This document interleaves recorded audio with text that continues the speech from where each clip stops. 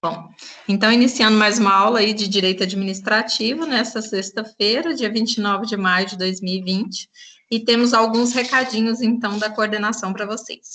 Em relação ao desafio nota máxima, ele vai até no domingo, né, 2.200 pontos. Quem fizer aí vai ter mais um ponto na prova, igual a gente já tinha conversado no início do semestre. Em relação à audiência de instrução e julgamento também, teve alguns alunos que fizeram, inclusive já me mandaram, a Ana Cássia fez, me mandou o desafio nota máxima dela, o post e a audiência de instrução e julgamento com o relatório. Então, e o certificado, né, da audiência online. Então, todo mundo que fizer aí em relação a esses critérios vai ter a pontuação extra. O trabalho também, teve alguns alunos que já fizeram, já me mandaram, aí também vai ter a pontuação aí de trabalho. E em relação às datas, né, nós estamos aí seguindo o cronograma, hoje é 29 de maio, penso que a gente hoje já finaliza o nosso conteúdo, que falta só um pouquinho. Na aula que vem, dia 5/6, nós vamos fazer aí uma revisão do conteúdo, porque no dia 12 vai ser depois do feriado, então não sei se a faculdade vai emendar ou se a gente vai ter aula. Se tiver, a gente vai tirar as dúvidas, corrigir o trabalho e verificar aí se alguém tem alguma questão ou fazer uma revisãozinha para a prova. Nossa prova está marcada para o dia 19 de junho, só que, como eu tenho que lançar a nota até dia 20 e vai ser daquela forma online, para poder adiantar para vocês e para mim, eu vou enviar até na terça, no máximo, estou querendo enviar na segunda já, a prova para vocês, que vocês vão ter um tempinho a mais aí para poder fazer. Aí, dia 22 e 23, quem ficar de prova final vai ser a última oportunidade aí para poder alcançar a nota, ok? Então, em relação ao nosso conteúdo, hoje a gente vai ver a parte de comissão e uma revisãozinha na parte de procedimento. Também os contratos, né, que eu fiquei até de mostrar um para vocês. E os bens públicos, né, para poder dar uma aprofundadinha aí nessa parte que também é importante dentro do conteúdo de vocês, ok? Então, vamos iniciar aqui. Na aula passada, eu estava mostrando para vocês um edital, né, de um pregão presencial. Eu vou compartilhar minha tela com vocês, para vocês conseguirem me acompanhar.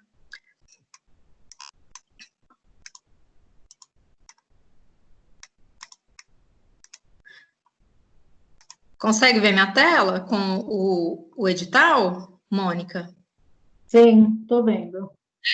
Então, deixa eu só voltar aqui em cima para mostrar para vocês onde que a gente está. Nós estamos, então, no edital de licitação do pregão presencial que a gente fez esse ano. Ele foi o 6 de 2020, que foi para a aquisição de gêneros alimentícios e gás. Inclusive, eu estava essa semana, né, terminando de fazer os contratos dessa licitação, que foram 4 empresas que ganharam, né, e aí a gente está fechando aí os contratos para assinatura.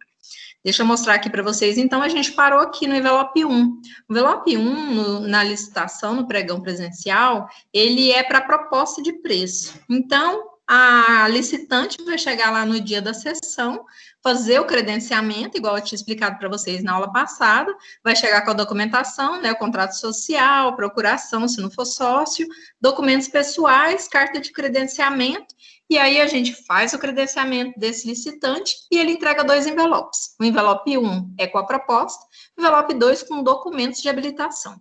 A gente pede também para poder a pessoa entregar um pendrive já com a proposta eletrônica, porque nós utilizamos o sistema na planilha Excel para alimentar o sistema. Então, a gente faz tudo, né, dentro de um programa que é da Cente, e aí a gente tem que alimentar esse preço, né, através de uma planilha.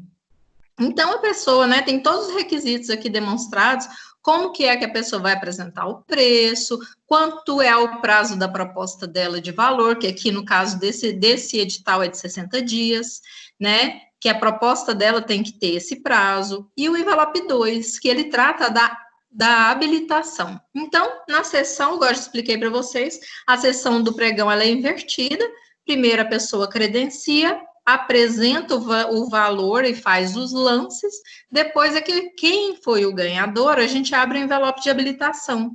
Então, a habilitação vai ser a última coisa que vai acontecer, totalmente diferente das outras modalidades de licitação. Então, na habilitação jurídica, o envelope 2, o que é que o licitante vai ter que apresentar?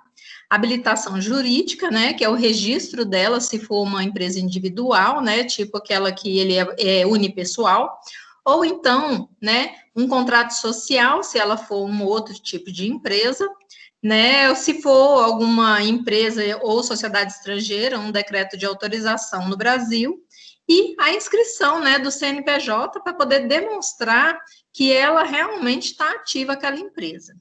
No caso, então, se caso ela tiver apresentado esses documentos já na parte do credenciamento, ela não precisará colocar aqui dentro do envelope novamente. A regularidade fiscal e trabalhista, que ela vai apresentar a documentação, também é o cartão aí, né, do CNPJ, caso ela tenha entregado no credenciamento, não precisa. A prova de regularidade do município, né, certidão municipal, certidão estadual, certidão federal, ou conjunta com o INSS ou sozinha, né? Geralmente, agora, sempre vem em conjunto, você vai entrar lá no site da Receita Federal e ele vai sair, né, a certidão negativa ou positiva com efeito de negativa do INSS junto com a certidão federal. Também aqui a substituição, né? No caso, o FGTS também, que tem um prazo de 60 dias, também tem que tirar, e a certidão trabalhista, que é aquela que você entra lá no TRT 18 e tira lá da consta também. A qualificação técnica, nesse edital aqui, é só um atestado de que ela já prestou esse serviço em outra empresa ou outra pessoa física. Então, se o objeto for semelhante e ela apresentar esse atestado, vai ser aceito como qualificação técnica. Pois não? Fez alguma pergunta, Mônica? Não, né? Qualificação econômico-financeira é aquela certidão negativa de falência concordata que tira no site do TJ. Deixa eu voltar aqui para poder aceitar quem está chamando, só um minutinho. Ah, tá. Júlia, boa noite, Walter. Então, essa certidão de falência concordata, você entra lá no site do TJ, agora o Projude, né, Projude Goiás, e coloca o CNPJ da empresa, o nome da empresa, e vai sair lá, se o nada consta, né, do fórum, falando que essa empresa, né, não está em atos de falência concordata. E existem no edital, até eu vou mostrar para vocês aqui no final, várias declarações. Essas declarações são obrigatórias. Então, o que a empresa faz? Pega o modelinho que está aqui no edital, imprime no timbre da empresa, né, lá do licitante, e pega, imprime, assina e coloca, né, isso, boa noite, Ana, e coloca isso também dentro do envelope de habilitação. Aqui é o anexo 4, nesse edital, a inexistência de impedimento legal para licitar. O outro anexo é que não emprega menor de 18 anos, salvo na condição de aprendiz. E também, né, se tiver vistoria, também vai ser um anexo. Se ela for microempresa, também vai ser um anexo. Se ela for optante pelo Simples, também vai ser um anexo. Então, isso tudo, né, vai vir junto aqui. Nesse edital, por se tratar de produtos para entrega de alimentício, a gente pediu umas amostras. Então, no dia que a gente marcou, depois da sessão, os licitantes vencedores levaram amostras dos produtos. Tanto que quando a gente pediu a amostra do refrigerante, era um refrigerante muito inferior ao que tinha sido pedido. Então, a gente não aceitou, no caso, formou-se uma comissão para fazer essa avaliação, e na hora que foi avaliar, né, tinha que levar 3 unidades de cada uma dos itens, e na hora que foi avaliar, esse refrigerante não foi aceito pela comissão de verificação de amostra. Aí, o que acontece? O próximo licitante, que tinha sido o segundo lugar, ele que foi chamado para poder apresentar o produto. Então, ela foi reprovada, né, esse item.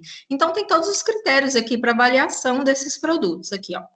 Apresentação visual, aroma, textura, sabor, quantidade de recheio, qualidade do item e apresentação harmônica. Então, dependeu, né, das coisas apresentadas. Aqui é o processamento, julgamento agora que vem da licitação. Então, como que é que a licitação vai ser procedida no dia da licitação? Então, tudo aquilo que eu já falei lá no credenciamento, abertura dos envelopes de proposta, abertura do envelope de habilitação, vai explicando aqui. Como que é que acontece no dia? Recebe os documentos de credenciamento, o envelope de proposta, e depois acontece os lances verbais, até ter o último, né? No caso, tem que ter pelo menos 3 propostas, né, para poder participar. até no máximo 3, né, de preços ofertados vão participar dos lances, né, no caso do pregão. E os lances são verbais e sucessivos até ter alguém que desiste e continua sobrando um só. Quando a pessoa desiste, né, ela para de participar dos lances. No caso, então, depois que acontece todos os lances e temos um vencedor, abre o envelope de documentos de habilitação, que é esses documentos que eu acabei de falar para vocês. Se caso tiver tudo ok, né, passa para todo mundo vistar. Se ninguém tiver nenhum questionamento em relação ao documento, né, no caso o pregoeiro já faz a adjudicação e depois manda, né, para o responsável do órgão para fazer a homologação. No caso dessa aqui específico, ficou suspenso a adjudicação e homologação para avaliação das amostras. Então, aqui vem escrito nesse edital tudo que pode acontecer, o que é previsto na lei, qual que é o critério de julgamento aqui, ó, menor preço por item. Então, por isso que várias empresas ganharam, foram 4 empresas no total que ganharam aqui, cada um ganhou um pouco.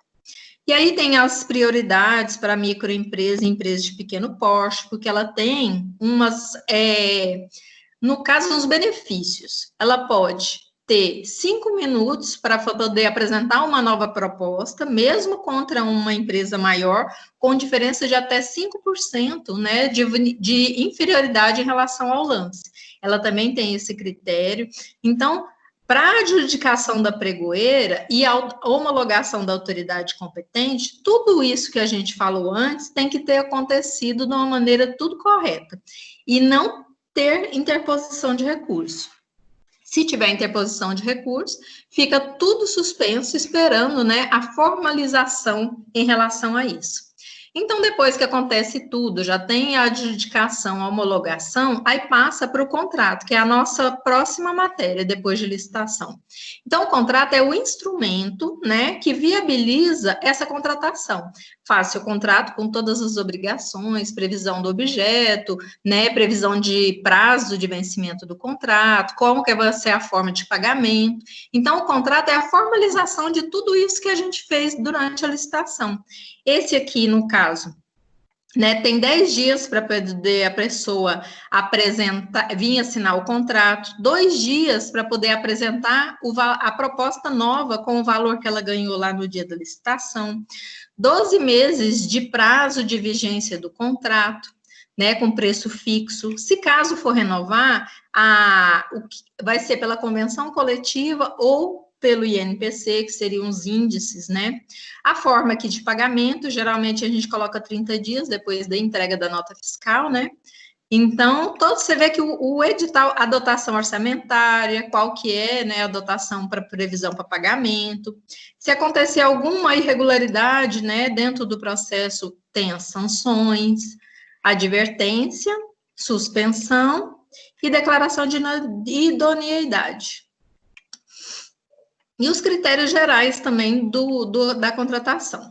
Então, aqui, né, a pregoeira assina, esse aqui é o termo de referência que vem descrito o objeto e todas as qualificações do objeto, justificativa de contratação. Então, isso é feito um para cada um. Isso aqui é a média de preço de cada um do produto, né, a média de mercado.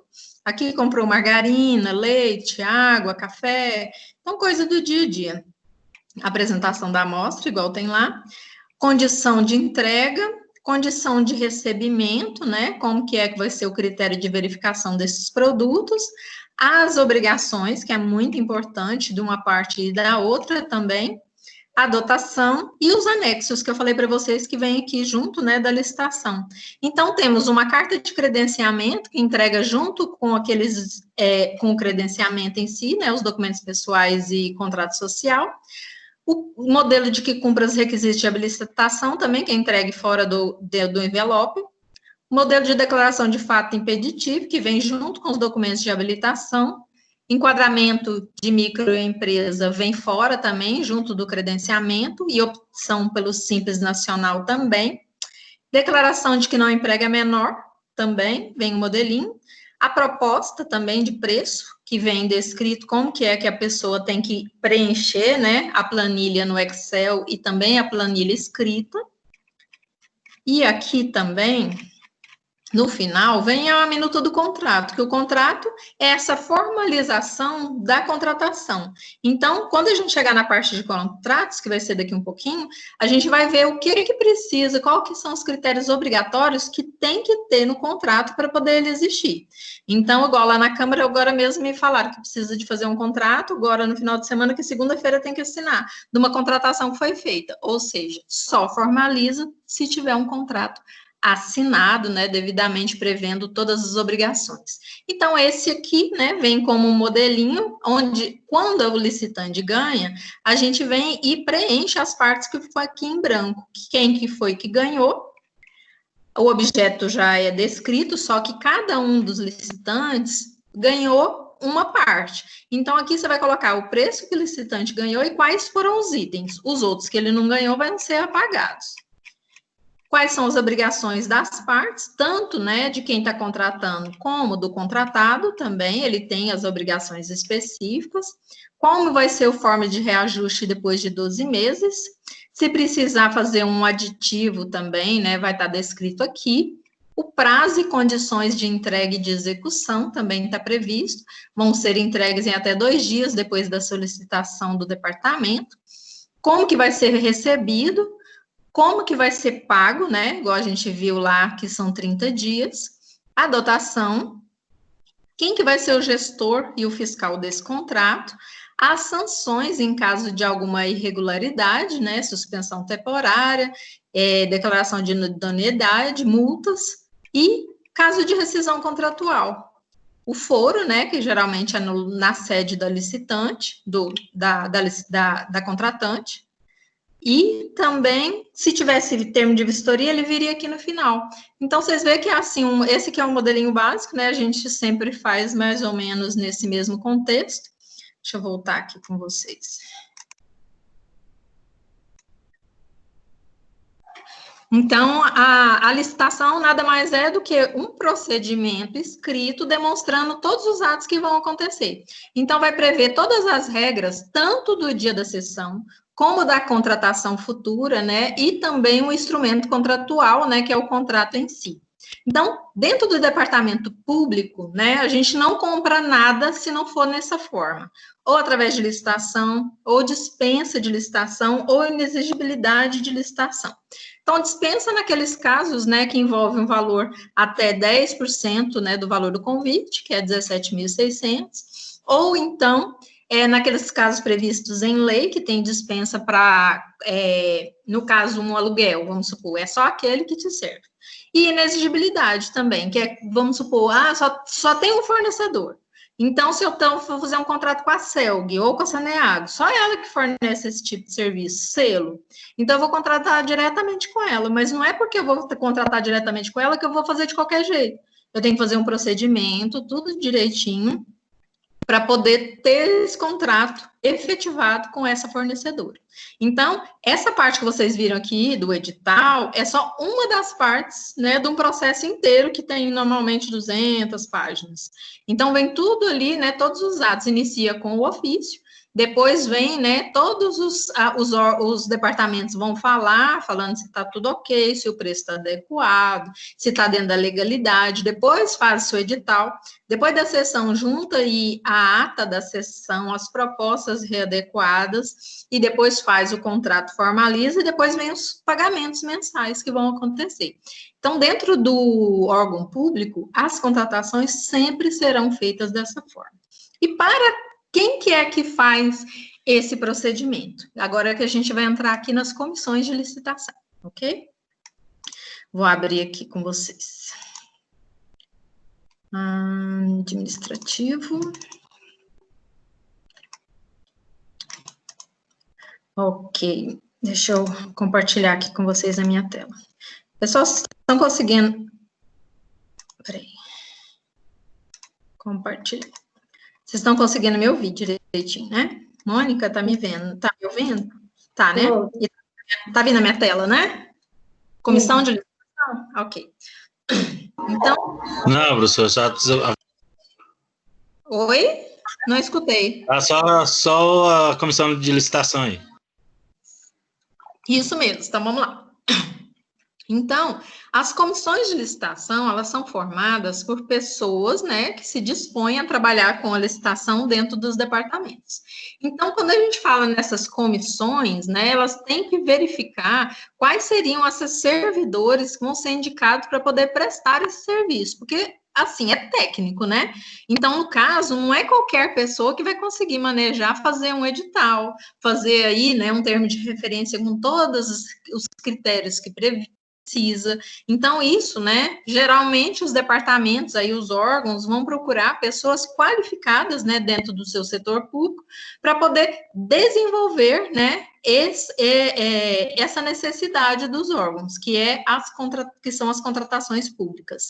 Então, no caso aqui, a licitação, ela é regulada, né, pela Lei 866 de 93, a Lei de Licitação. Então, ela determina, né, que tenha critérios para isso acontecer. Essa comissão de licitação, então, ela é criada, né, no caso aí, por uma autoridade que representa esse órgão, faz uma portaria prevendo, no caso da minha lá, prevê eu como presidente da comissão de licitação e o pessoal do apoio, que tem várias pessoas que me ajudam. Agora a gente vai mudar a portaria para poder fazer eu pregoeira e mais pessoas no apoio. E outra pessoa vai assumir minha função de presidente, porque por um critério de necessidade do serviço vai ter que manejar isso aí. E fora que todo ano, essa comissão tem que mudar. Então, não dá para poder ficar ad eterno essa comissão regendo, né, sempre as contratações públicas. Então, a lei vai descrever como que isso acontece. No caso, então, essa comissão é formada por agentes públicos, né, no caso, pessoas que trabalham nos órgãos públicos, eles vão ser nomeados, né, por cada um dos órgãos, e a função da comissão de licitação é o quê? Receber esses documentos que a gente viu ali dentro do edital, examinar esses documentos para ver se está tudo ok, julgar, né, todos esses licitantes em relação a preço e habilitação. Vai verificar se tudo, o procedimento, né, para a contratação está sendo feito dentro da modalidade correta, da forma correta, conforme prevê a lei. Então, a comissão de licitação, ela serve para quais modalidades? Concorrência, tomada de preço e convite. E no caso do pregão, ela vai ter uma comissão específica de pregão. Então, vai ter o pregoeiro e o pessoal do apoio. Então, cada um dos procedimentos vai ter uma comissão específica. Então, aqui, a Lei 866 de 93, ela prevê que cabe às comissões analisar e responder às impugnações ao edital, conduzir e julgar os atos da sessão de licitação. Então, naquele momento que a gente pergunta, né, lá durante a sessão, se alguém tem intenção de recorrer, ou em caso de você publicar um edital e as pessoas questionarem aquele edital, no caso, a comissão de licitação também tem que responder a tudo isso. No caso, a gente teve uma licitação na semana passada, lá na Câmara, e teve 4 recursos. Então, esses 4 recursos têm que ser respondidos dentro do prazo legal, né, que é 3 dias aí, 3 dias para a pessoa recorrer, 3 dias para as contrarrazões, e a gente apresenta, né, aí, no caso, o que foi analisado, a resolução em relação àquele questionamento. Então, a comissão não é só fazer o edital, não é só participar da sessão, não é acompanhar todo o procedimento da licitação, também tem que responder a todas as impugnações e recursos também, né, da licitação. Então, no caso, abertura de sessão, credenciamento de fornecedores, recebimento dos envelopes, análise e julgamento das fases de habilitação e classificação de proposta de preço, apreciação e decisão das diligências, caso seja necessário, também são de responsabilidade da comissão de licitação. A diligência funciona assim, vamos supor, eu acho que essa empresa não está funcionando aqui mais, essa empresa está fraudando. Então, suspende a sessão, vai lá verificar se realmente essa empresa existe, vai parar para poder verificar, às vezes, uma documentação. Então, isso também é feito pela comissão de licitação. Então, no caso, existe também a comissão permanente e a comissão técnica, que são comissões diferentes. Comissão permanente é aquela que sempre trabalha ali no órgão para fazer as licitações. É a rotina de todo dia. Contratação de produto de alimentos, de produto de limpeza, todas essas coisas corriqueiras do serviço do dia a dia. Comissão técnica são contratações específicas. Então, você vai fazer uma comissão específica, vamos supor, agora que a gente fez uma comissão específica técnica para fazer a gestão documental, porque precisa de pessoas técnicas para avaliar esse serviço. Então, quando você tem uma necessidade de serviço que é técnico, você tem que ter uma comissão técnica para avaliar se isso está sendo feito certo. Então, essas comissões técnicas são formadas por profissionais da área. Exemplo, eu vou fazer uma construção, eu tenho que ter um profissional técnico na área de engenharia e arquitetura, porque ele que vai ser técnico para dar um parecer em relação a isso. Então, no caso aqui também, principalmente para a chamada pública, porque quem vai fazer o critério, né, de análise vai ser o pessoal técnico. No pregão, a modalidade, então, é conduzida pelo pregoeiro, igual a gente já falou, e tem a equipe de apoio. Então, ela vai ser uma portaria específica para o pregão. No caso, como que é que a gente forma essa comissão de licitação? O artigo 51 da lei de... Professora, só aceita a Silvia aí, que ela está tentando entrar aí. Eu não estou vendo, não escutei o barulho, deixa eu aceitar. Não está aparecendo para mim, não. Deixa eu abrir minha tela. Pede ela para entrar de novo. Tá, vou falar com ela. Verem a minha tela. Deixa eu compartilhar minha tela aqui para vocês verem que ela não tá chamando, quer ver? Aqui, ó, ela tinha que estar me chamando aqui nesse lugarzinho aqui, ó. E não tá. Tá Ana Teixeira, Braz, Graça com desejo. Júlia Magalhães, Lucas Carvalho, Mônica e Walter Neto. Aí pede ela para chamar que eu aceito, tá? Vou pedir ela para chamar aqui a senhora de novo. Tá, ok. Na hora que ela chamar, eu aceito aqui. Então, vamos lá. No caso, então, os critérios dessa comissão estão previstos no artigo 51, né, da Lei de Licitações. No caso, as comissões podem ser permanentes ou especiais, igual a gente falou, e tem que ter, no mínimo, 3 pessoas. Então, e no mínimo, entre 3 pessoas, funciona assim. 2, necessariamente, tem que ser efetiva. Então, 2 concursados, né, 2 do quadro permanente, né, de trabalho, e pode ser pelo menos, né, 3 desses 2 efetivos. Então, no caso, você tem uma comissão de pelo menos 3, que é o mínimo exigido, 2 efetivos e 1 comissionado. Então, para essa comissão permanente, o que tem que entender é que a obrigação é de ser pelo menos 2 efetivos, né, e no mínimo 3 componentes. No caso em que a licitação for realizada no convite, como é uma maneira mais simples, e às vezes é feito isso em uma comarca muito pequena, em órgãos bem simples, pode ser que seja aceito comissão constituída apenas por um servidor. Por quê? Porque não tem mais gente qualificada. Então, às vezes, o cara é o pregoeiro, ou então ele mesmo faz a carta convite, ou ele mesmo faz tudo o edital, ele mesmo faz a sessão, ele faz tudo. Então, ele é tipo o coringa da licitação. Não é visto com bons olhos, isso aqui pelo Tribunal de Contas, mas em caso de não existir, vai ser aceito. Para as licitações de obras, serviços ou aquisição de equipamento, comissão tem que ser também mais específica, porque para avaliação, né, de obra e serviço tem que ser pessoa técnica. Então, no caso aqui, vai precisar de ter profissionais legalmente habilitados na área de cada um desses para poder fazer a avaliação. As comissões também têm que ser renovadas anualmente. Então, de ano em ano, né, igual você fez agora em fevereiro, uma comissão, ano que vem, até fevereiro, você tem que mudar ela de novo. Não precisa trocar todo mundo, mas pelo menos, né, um deles tem que ser, né, reconduzido, aí tem que ser feito, né, mudança em relação a isso. Então, no caso, as comissões, esses membros, né, ele tem que ser renovado anualmente.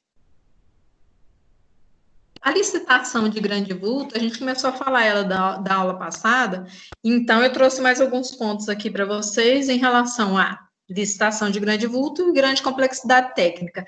Em relação à comissão, nesses casos também, como é muito específica, a comissão vai ter que ser específica para a necessidade. Então, nessas licitações que são de valor estimado superior a 25 vezes o limite da concorrência, ou seja, é um valor estrondoso, precisa ter na comissão mais pessoas e principalmente pessoas técnicas. Então, nesse caso, se é obra, se é serviço, vai ter que ser pessoas qualificadas para poder verificar se o serviço está sendo feito adequado, né? Se a complexidade técnica, vamos supor, vai fazer um túnel, né, debaixo do mar. Isso tem que ser pessoas estritamente técnicas e qualificadas para poder acompanhar esse serviço. Então, nas licitações de alta complexidade, né, como exige uma alta especialização, precisa, né, no caso de garantia, que esse serviço, essa execução desse objeto vai ser feito de uma maneira adequada. O ideal é que pessoas qualificadas, né, sejam contratadas especificamente para isso. No caso, a administração pode ainda pedir uma metodologia de execução, ou seja, uma explicação de como que é que vai acontecer todo aquele cronograma em relação àquele objeto. E aí o critério de julgamento necessariamente vai ser de técnica ou técnica e preço. A licitação de imenso vulto ainda é maior ainda do que a de grande vulto. No caso aqui, ela vai ter, então, 100 vezes o valor da concorrência. Então, nesse critério aqui, ela vai ter que ser muito mais ainda, né, com critérios técnicos em relação a isso, porque é a aplicação de dinheiro público, né? Então, a publicação de antecedência mínima do edital dela vai ter que ser de 15 dias úteis, né, hábeis aí para dar tempo das pessoas analisarem.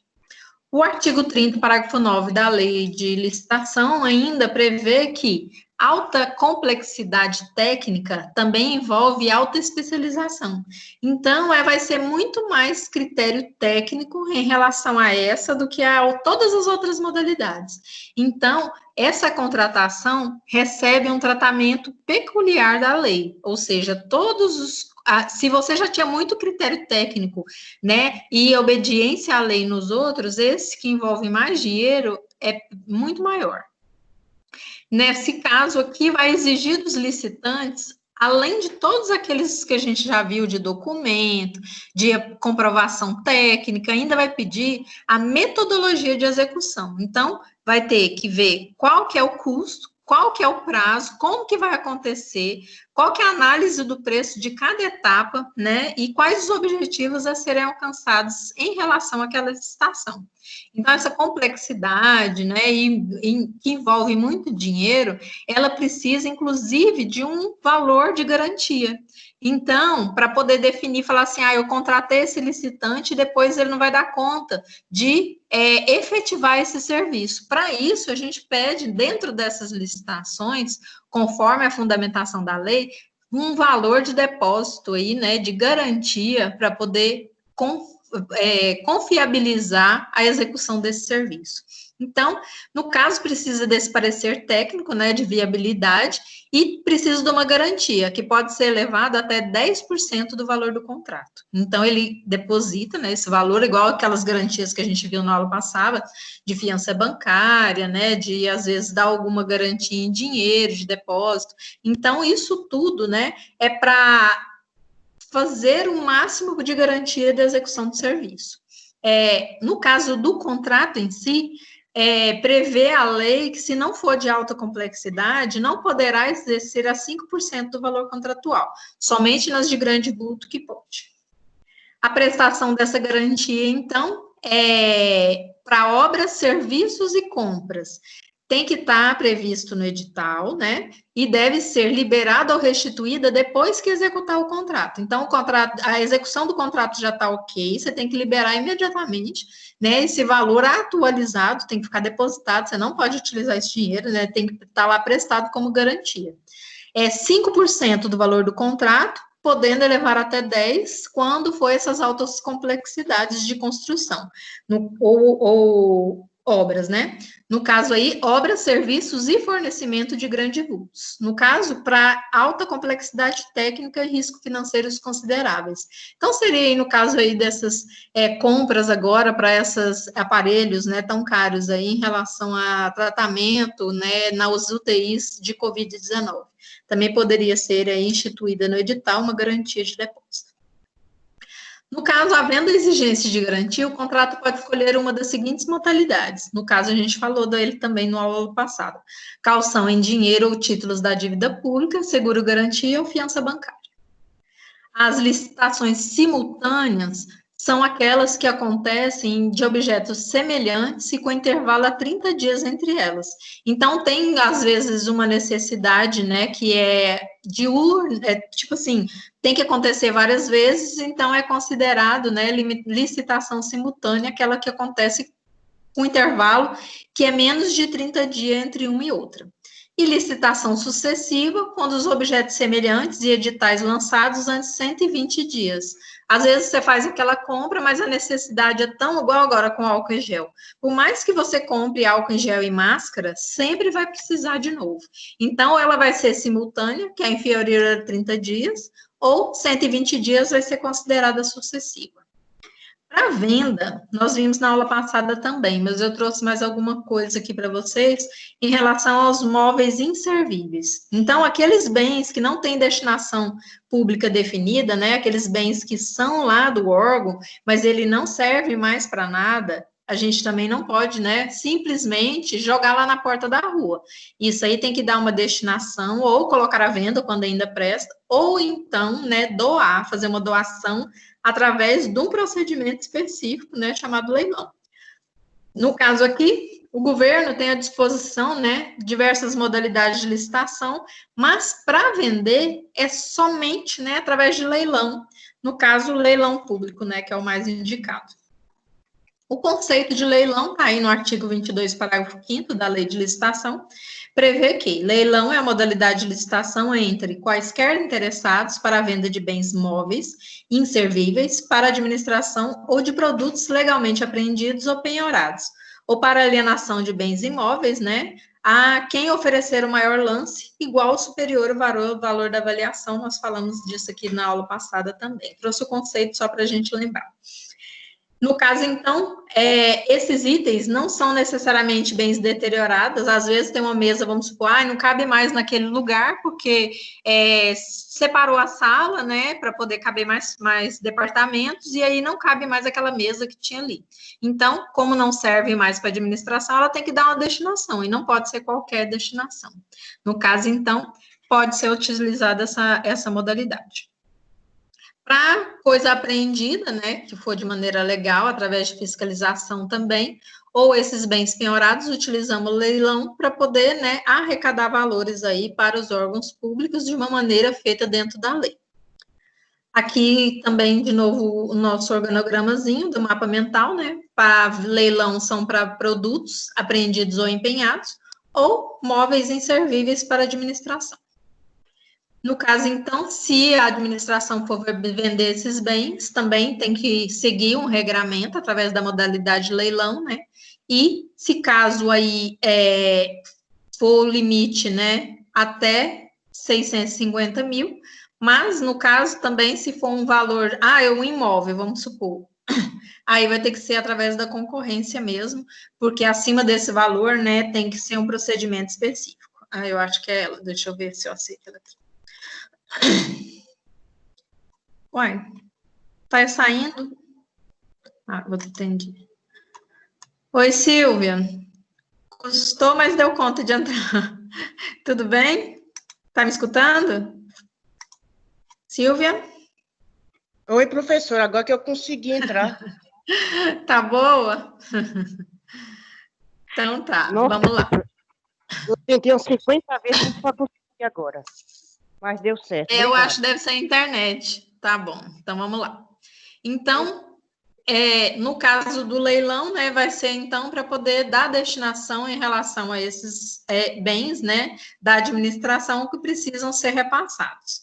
Então, essa concorrência vai ser utilizada para esses valores maiores, né, em relação aos bens móveis, principalmente, para a venda de bens imóveis na fase de habilitação, que tem que limitar a comprovação do recolhimento de pelo menos de 5% da avaliação para, né, participar aí em relação a ser vitorioso numa licitação dessa forma. Os interessados têm que aparecer, né, no lugar do edital, descrito no edital, apresentar o seu lance e oferta, né, a maior vai ser o que vai ganhar, né? E não pode ser inferior ao valor, né, que está estipulado por essa avaliação prévia do órgão. Vai estar descrito, inclusive, lá, né, na praça ou leilão. Chama praça aquela publicação. 15 dias é o prazo, né, da publicidade aí do edital, até o dia da sessão, que vai fazer a escolha, né, do vencedor. E o leilão é um procedimento mais simples, né, quando não tiver que usar a concorrência, vai exigir o pagamento do total, sob pena, né, da pessoa que ganhar também perder, inclusive, o valor já pago, a gente já falou. Tem que ter todas as fases previstas no edital e todos os documentos também têm que ser avaliados, em que pese ser bem menos, né, do que nas outras modalidades. E o importante é ter o dinheiro para pagar, aqui no caso do leilão. O leilão deve ocorrer preferencialmente no local onde os bens se encontram, né, para poder ter a forma da pessoa verificar também ao adquirir esse bem. O leilão tem sido a modalidade de licitação também utilizada pelo Programa Nacional de Desestatização, né, que é aquele de venda, né, desses órgãos aí públicos, né, chamado de privatização. No caso, então, esse programa tem por finalidade promover a reformulação das atividades do Estado, transferindo para a iniciativa privada. Então, vai tirando, né, da face do órgão, do governo, passando para a iniciativa privada essa prestação desses serviços, né, através, né, dessa privatização aí, trazendo para a ordem privada os órgãos públicos. Qualquer servidor efetivo e estável da administração pode ser designado, né, para poder participar desse leilão, para ser o leiloeiro, mas precisa, né, no caso, ter um leiloeiro oficial, ou essa pessoa fazer o curso, para poder, né, efetivamente exercer essa função. Ele tem que ter um leiloeiro, no caso, juramentado, ou então, né, fazer o curso, ou contratar uma pessoa para auxiliar. No caso, para alienação desses bens, né, tanto móveis quanto imóveis também, existe, né, o caso de dispensa desse procedimento.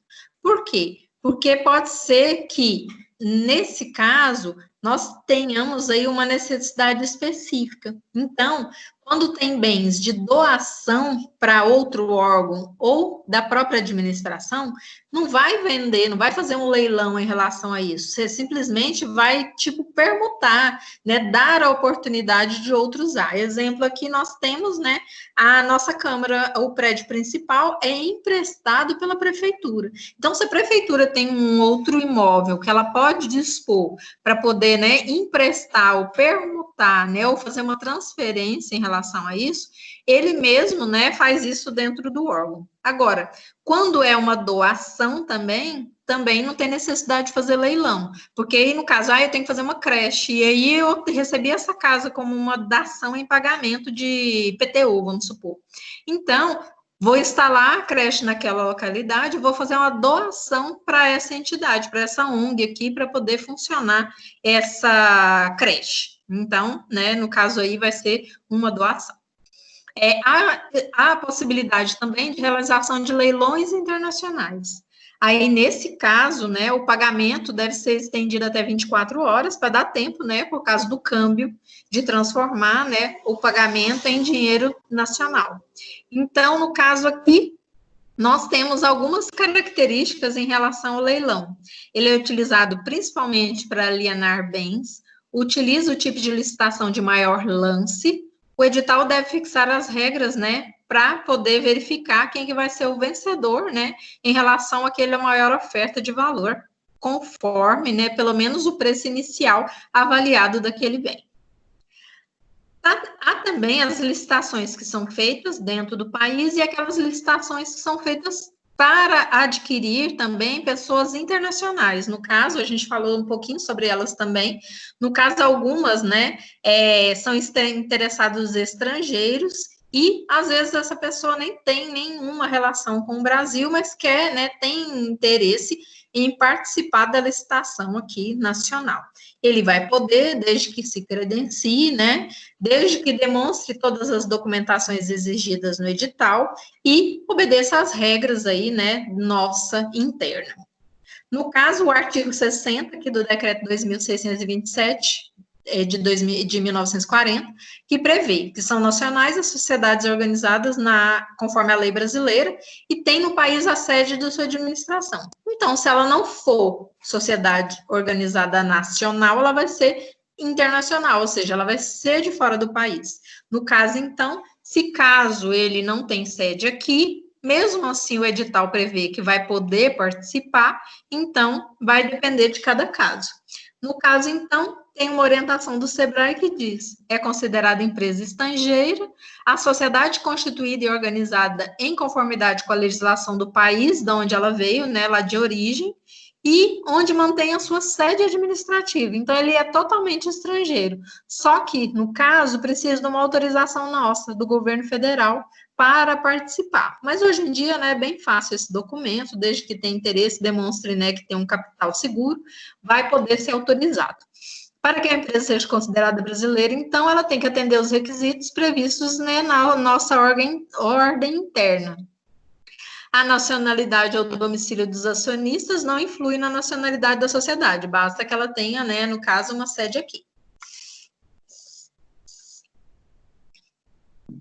No caso, então, é necessária a apresentação de um decreto de autorização nacional para demonstrar, né, que ela pode funcionar a sede dela aqui para participar aqui no nosso país. Tem esse julgamento aqui da segunda turma, né, lá do STJ, que prevê que não viola, né, a previsão do artigo do CPC, a empresa estrangeira, né, desde que ela tenha a documentação específica para participar aqui, né, do certame no Brasil. Não resta evidenciada e alegada afronta, né, ao Código de Processo Civil, quando for verificada a prestação jurisdicional dada na pretensão deduzida. Não houve violação da lei de licitações, quando alega violação de isonomia, porque a lei prevê que o edital exija da empresa estrangeira comprovação da autorização para funcionamento no país exigida por autoridade competente. Se ela apresenta essa autorização, essa comprovação, não há por que discutir, né? E foi autorizado aí essa empresa a participar.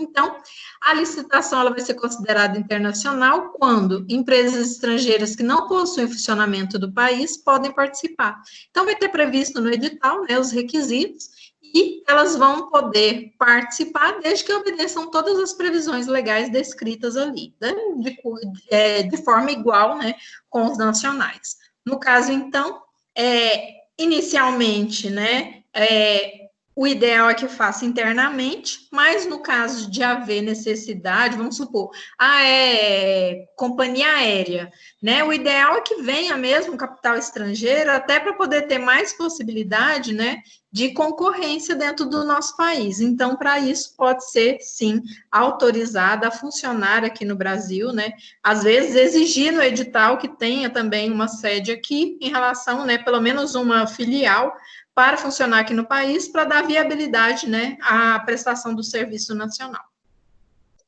No caso, o Celso Antônio Bandeira de Mello, ele diz que licitação internacional é aquela aberta à participação de empresas estrangeiras que não estejam em funcionamento no país.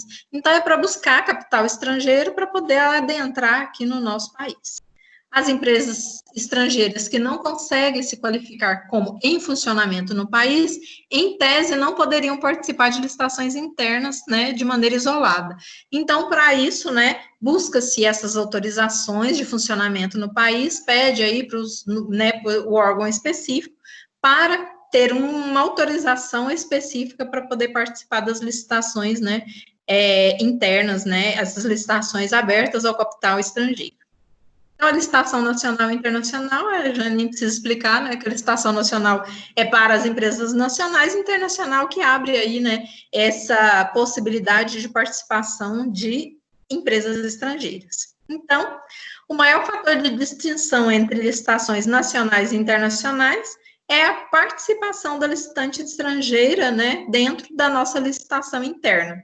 No caso, então, vai ter tudo isso previsto no edital para uma maior transparência e publicidade, né, e possibilidade aí de participação e trazer mais capital estrangeiro para o nosso país. Então, isso aí era só mais um adendo mesmo para vocês, porque a gente já tinha falado as questões na aula passada. Eu vou ver com vocês agora contratos e depois eu vou mostrar para vocês um contrato, né, feito, pronto, né, para vocês verem como que funciona, tá? Na verdade, a gente fez uns 15 contratos essa semana, já estou até, como se diz, tonta de ver tanto contrato. Contratos administrativos, então, nada mais é do que uma formalização da licitação que aconteceu. Então, eu vou pegar um contrato, né, e vou formalizar, quem foi o licitante, o que ele ganhou, quais são os dados dele, principalmente, né, a sede, quem que é o representante, quais são os dados da empresa, conta corrente, inscrição municipal, inscrição estadual, tudo que vai acontecer durante o ano todo daquele contrato tem que estar estabelecido antes mesmo de existir a contratação, que é aquele anexo que vocês viram, né, que é um modelinho que vem junto com a licitação. Então, contratos administrativos, segundo esse doutrinador de Pietro, né, são os ajustes que a administração, né, como ente público faz nessa qualidade, celebrando com pessoas físicas ou jurídicas, públicas ou privadas, algum, né, uma consecução, um fim de contratação, ou seja, ela utiliza do próprio regime jurídico dela, de direito público, para contratar. Então, ela vai colocar todos os requisitos descritos ali naquele contrato. Então, é uma formalização de uma contratação. A lei que rege, né, no caso dos contratos, é a mesma lei de licitações, né, porque é um derivado da licitação, o contrato, a Lei 8666, 93, que a gente já está falando dela aí há tempos, né? No caso, ela define como sendo o contrato todo e qualquer ajuste entre órgãos ou entidades públicas e particulares para que haja um acordo de vontades para a formação de um vínculo e estipulação de obrigações. No caso, então, vai estar descrito lá tudo que cada um pode ou não fazer. Igual, você vai comprar, vamos supor, uma casa. Você vai lá e vai fazer um contrato de compra e venda. Nada mais é do que o mesmo contrato de um órgão público com uma pessoa particular ou uma empresa. Vai estar formalizado ali como que é que vai acontecer. No caso do contrato da casa, você vai lá no banco e faz um financiamento e vai pagar em parcelas. E quando você terminar de pagar, aquela casa vai ser passada para o seu nome. No caso de uma contratação pública, vai ser N motivos. No caso, ou você está vendendo alguma coisa, e aí quando você terminar de entregar, vai ser pago. Ou então você está fornecendo, vamos supor, um serviço. É uma prestação de serviço de limpeza. Todo dia você leva lá seu funcionário, ele faz a limpeza do lugar, no final do mês emite uma nota fiscal e você recebe. Então, tudo que você presta de serviço ou entregue, né, que é chamado fornecimento, para o órgão público, também vai ser viabilizado através de um contrato. Então, no caso, tem a administração pública como uma das partes, e aí vai ser um contrato chamado administrativo, porque, no caso, a administração pública, né, o órgão público, ele só pode formalizar uma contratação através de contratos administrativos.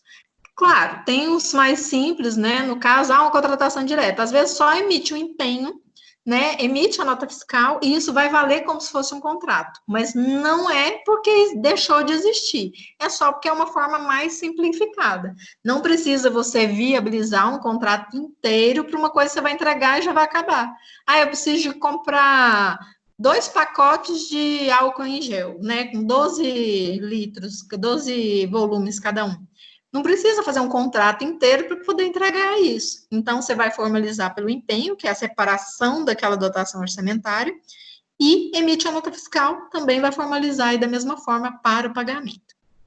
Então, no caso, né, desde que haja uma presença da administração pública, vai ser chamado contrato administrativo, e pode ser que tenha a presença de chamadas cláusulas exorbitantes, ou seja, são aquelas específicas direcionadas para o poder público. Ou seja, tem algumas cláusulas nos contratos administrativos que são específicas, dadas pela lei, né, de licitação para os órgãos públicos. Aplicação de penalidade é uma delas, porque somente você vai fazer um contrato com outro particular, ou mesmo com uma empresa, ou mesmo com um banco, ele, além de multa, ou juros, ele não pode aplicar mais nada contra você. Agora, a administração, ela tem o poder de polícia. Então, ela pode, né, aplicar para você uma advertência, pode aplicar aí uma questão de impedimento de você contratar com o órgão público por 2 anos. Então, ela tem uma supremacia contra o contratado. Isso é a descrição das cláusulas exorbitantes. Aqui, as prerrogativas da administração em relação aos contratos. O que é que a administração pode fazer nos contratos que as outras pessoas particulares não podem? Inciso 1. Modificar, no caso, unilateralmente para melhor adequação das finalidades de interesse público, respeitados os direitos do contratado. Então, no caso, a administração ela pode modificar da forma, né, necessária, desde que justificada, aquele contrato. Então, no caso aqui, ela pode ter essa possibilidade. Se fosse um contrato particular, não.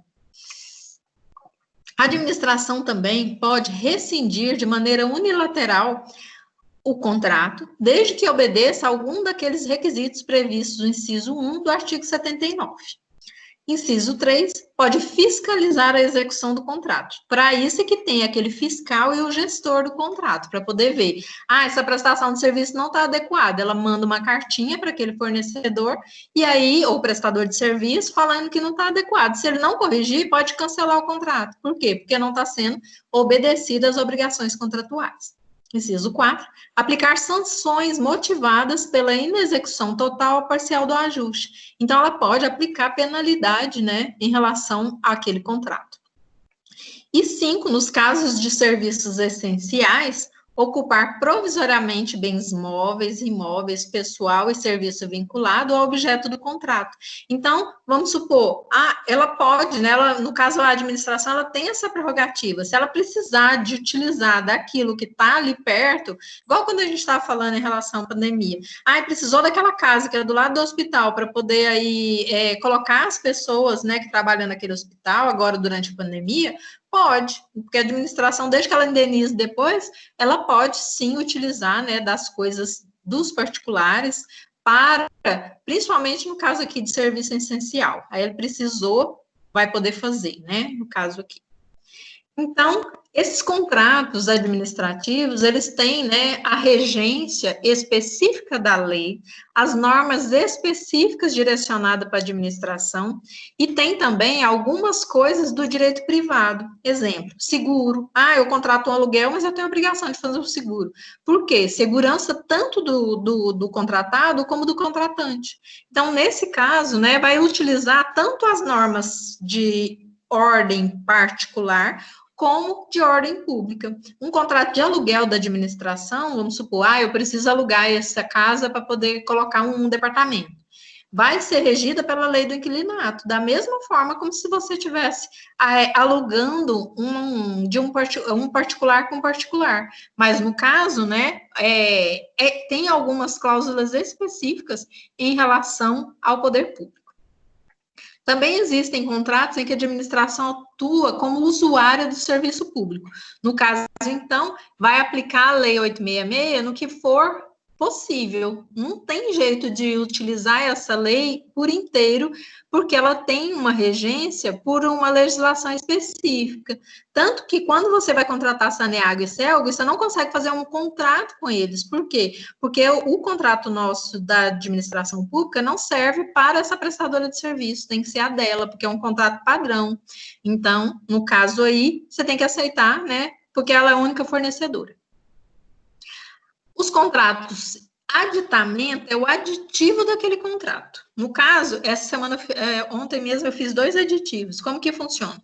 O tempo do contrato, geralmente, ele é 12 meses. Se acabou aquele tempo do contrato e o serviço é contínuo, você pode fazer um aditivo até 60 meses. Então, no caso, você pode, né, contratar 12 meses, precisa ainda da prestação do serviço, você faz um aditivo que é mudando, vamos supor, eu vou prorrogar por mais 12 meses e vou atualizar pelo NPC. Então, você vai fazer um aditivo mostrando só isso, o contrato continua o mesmo, o dos 12 meses iniciais, mas essa parte do aditivo vai demonstrar o que foi alterado.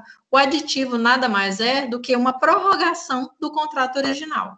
E, da mesma forma com que o contrato foi feito, com toda a formalidade, publicidade, né, trazendo aí transparência, o aditivo também vai precisar. Então, todas as leis que regem o contrato, o aditivo vai seguir o principal.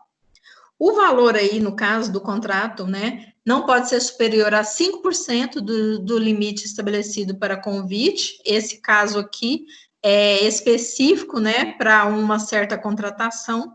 No caso aqui do aditivo, ele pode ter qualquer valor, né, e o contrato também, dependendo da modalidade com que foi feito, né, a licitação para ter esse contrato, tá? O contrato administrativo deve ser assinado pelo representante legal, por isso que tem que ter quem que é o representante descrito naquela proposta, descrito pelo licitante na hora da sessão de licitação. Por quê? Porque se caso o objeto for adjudicado e houver homologação, ele vai ter que assinar esse contrato. Então, esses dados já têm que estar previstos lá na administração. E todo contrato administrativo tem que ter pelo menos a assinatura de 2 testemunhas. Por quê? Porque isso vai valer como um título executivo extrajudicial. Então, se caso não cumpre o contrato, você pode executar direto. Então, no caso aqui, todos os requisitos do contrato partes capazes, também tudo descrito, né, preto no branco, também 2 testemunhas e toda a especificação de previsão contratual também tem que dar descrita ali.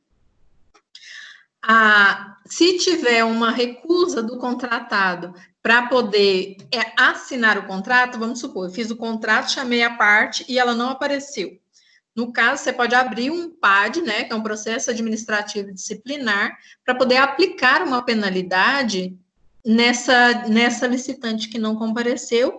Depois disso, você pode chamar a próxima, né, que ficou em segundo lugar, que ela era uma vencedora provisória, e chama, né, as remanescentes para poder vir assinar o contrato com você. Então, por isso é que tudo, essas convocações, os prazos, tudo isso na licitação é muito importante. Por isso que tem que ser obedecida às regras, né? E toda previsão não é por acaso. Então, a lei rege daquele jeito porque tem uma motivação e uma necessidade. Então, se você convoca naqueles 10 dias para assinar o contrato e o licitante não aparece, você chama o próximo para assinar. É permitido a qualquer licitante o conhecimento dos termos do contrato, por isso que é publicado junto, né, aí com o edital de licitação. E qualquer interessado também pode ter cópia, né, do procedimento inteiro, inclusive, se quiser do processo inteiro, das 300 páginas, a gente tem que, no caso, né, ofertar para quem solicitar. Aqui nós temos algumas cláusulas, né, previstas essenciais no contrato. Então, o que o contrato tem que ter necessariamente? Daqui a um pouco eu vou mostrar um contrato para vocês, e aí vocês vão ver que tem tudo isso aqui. O objeto e seus elementos característicos, né, a descrição do que foi que aquele licitante ganhou, o regime de execução e a forma que vai ser feito o fornecimento ou a prestação do serviço, o preço e a condição de pagamento, o critério de a data, periodicidade e reajuste também em relação a esse contrato, o prazo de início, né, de prestação desse serviço ou fornecimento, crédito para qual correrá a despesa, que é aquela dotação orçamentária, né, que vem descrita, porque tem que ter uma previsão de orçamento para poder fazer o comprometimento do empenho, garantia oferecida para assegurar a execução quando for necessário o objeto, direito e responsabilidade de todas as partes, inclusive previsão de valores das multas, né, que tem que estar descrito, e como que funcionaria em caso de rescisão, quais são as causas, né, de rescisão contratual, também tem que estar previsto lá. Reconhecimento dos direitos da administração em caso de rescisão, motivada ou por alguma falha do contratado, as condições de importação, data e taxa de câmbio, quando, no caso, for um produto importado, vinculação ao edital, o edital é a lei entre as partes, ele que vai verificar, né, todas as formas, a legislação que vai ser aplicada nesse caso, nesse contrato, em casos omissos, né, a lei não falou nada, o que é que vai ser aplicado? A obrigação do contratado de manter, durante toda a execução do contrato, em compatibilidade com as obrigações por ele assumidas, todas as condições de habilitação e qualificação exigidas na licitação. O que significa isso? Isso aqui é muito importante. Aqueles documentos de habilitação que a gente exige lá na licitação, certidão municipal, estadual, federal, FGTS, trabalhista, falência concordata, todos esses, mensalmente, o licitante tem que apresentar lá na hora, no caso o contratado, né, porque ele passa a ter um contrato, toda vez do pagamento ele tem que juntar a nota fiscal do que ele forneceu ou que ele prestou o serviço e também toda essa documentação. Então, no caso, ele tem que ter ciência que durante todo o ano do contrato ele vai ter que apresentar esse documento mensalmente, senão ele não recebe. Então, ele tem que manter a empresa dele idônea o ano inteiro, durante que perdurar o contrato, para poder conseguir receber. Então, ele tem que ter plena ciência disso. O foro, né, onde que é que vai, em caso de discussão do contrato, onde que vai acontecer, geralmente é a sede, né, da empresa, da administração. Então, no caso do órgão, vai ser aqui, e no caso mesmo, quando for a administração pública, for contratar com o estrangeiro, também vai ser, né, onde ela se encontra. Tem algumas, né, jurisprudências que são importantes, no caso, em relação ao contrato, e eu trouxe algumas para vocês. É vedado firmar contrato de prestação de serviço que, por sua natureza, possam caracterizar relação de emprego. Então, no caso daquele que você está forjando uma contratação que deveria ser por concurso e está utilizando aquela contratação como uma referência, como se fosse uma prestação de serviço, não pode, né? Eu não posso botar um comissionado como se fosse no lugar de um que deveria ser concursado. Então, isso não pode. É vedado celebrar contrato para serviços que possam ser executados por servidor do próprio órgão, tipo, se eu tenho um contabilista no meu órgão, por que eu vou contratar outro contabilista? Não precisa, né? No caso aí, tem que ser a própria pessoa que serve o órgão.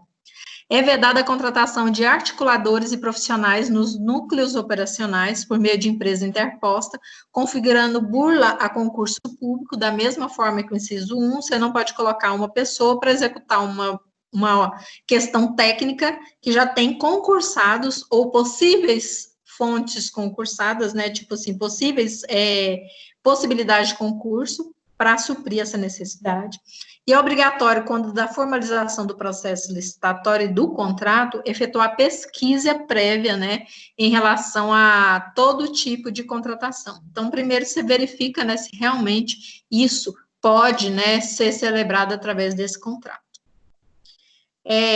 Também tem um contrato facultativo, né, no caso aqui, a celebração do termo de contrato é dispensável, ou seja, né, ele não é necessário, efetivamente, nas compras com entrega imediata e integral dos bens adquiridos. Igual eu estava falando, eu vou comprar 2 caixas de álcool em gel, para que eu vou formalizar um contrato inteiro para uma entrega imediata? Não precisa. Então, no caso aqui, você só faz a formalização através do empenho, com toda a descrição do objeto, pega a nota fiscal e junta no caso, naquela dispensa, né, para poder demonstrar que realmente aquilo que você contratou já foi entregue e está tudo certo. No caso, então, a administração pode substituir por outros instrumentos hábeis, tais como carta-contrato, nota de empenho de despesa, autorização de compra ou ordem de execução de serviço. Então, vai ser uma formalização mais simples, né, do que um contrato. Existem casos, porém, que não tem jeito de fugir. Vai ter que fazer um contrato mesmo, porque é obrigatório. No caso, então, se não se trata de compra com entrega imediata e integral, não pode, alguma contratação que vai ter uma obrigação futura, exemplo, uma assistência técnica, às vezes tem um contrato com prestação de serviço do ano inteiro, então precisa fazer o contrato, mesmo o termo todinho, com todas as previsões, porque é uma previsão obrigatória.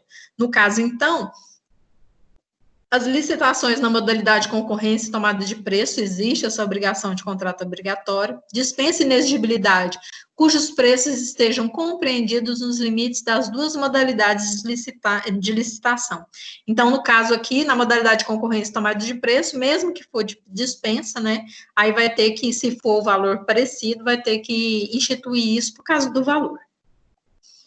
Prestação de garantia também a gente já viu em relação a isso, né? 5% do valor ou 10% para obras, serviços e fornecimento, né? Em todas aquelas formas que a gente já viu. Caução em dinheiro, seguro garantia e fiança bancária também vai ter que estar previsto, inclusive no contrato, né? Sobre essa previsão. Duração dos contratos, né? No caso, não pode ter um contrato com prazo indefinido ou sem previsão de data, ou é da data da assinatura, com uma vigência de 12 meses, 6 meses, o que for, mas ele tem que ter um reajuste anualmente. Então, no caso aqui, não pode ultrapassar 60 meses. Em que pese, né? A gente vai ver uma exceção aqui. Então, aqui no caso do contrato administrativo, a vedação principal da lei é que não pode ter contrato sem prazo definido. No caso, então, existe uma regra: projetos cujo produto estejam contemplados nas metas do plano plurianual,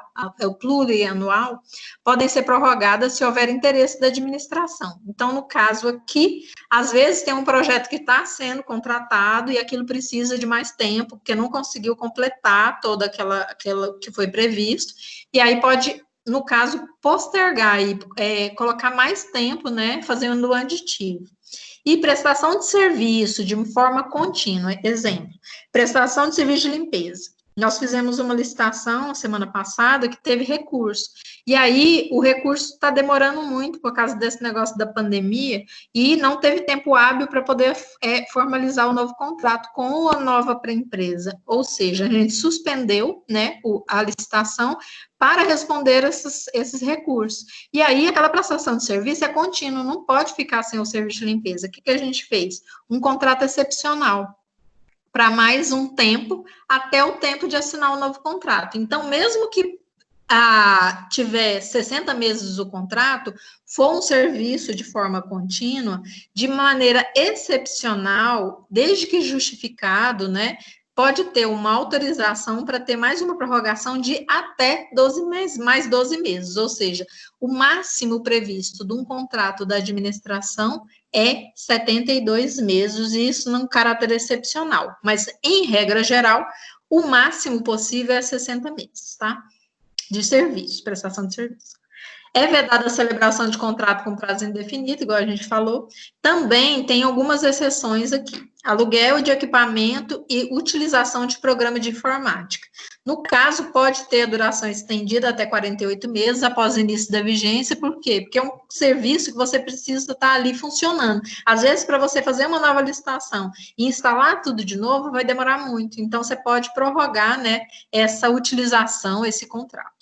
O contrato emergencial, através de dispensa também, pode ser limitado a 180 dias consecutivos e ininterruptos, contados da emergência ou calamidade. Então, no caso aqui, né, aconteceu uma situação igual necessidade de um serviço de médico aqui em Anápolis por causa do Covid-19. Pode, né, fazer uma dispensa de licitação e fazer essa contratação de emergência. E o prazo de início da execução, de conclusão e de entrega podem ser prorrogados também por alguns motivos previstos aí no artigo 57, né, da Lei de Licitações. Alteração do projeto ou especificações pela administração. Começou a construir daquela forma, mas precisou de mais coisas. Está construindo vamos supor, um negócio no córrego ali para poder canalizar. E aí surgiu alguma coisa que não estava prevista. Então, pode ter uma alteração no projeto, né? E o prazo de início dessa execução pode ser postergado para melhor análise.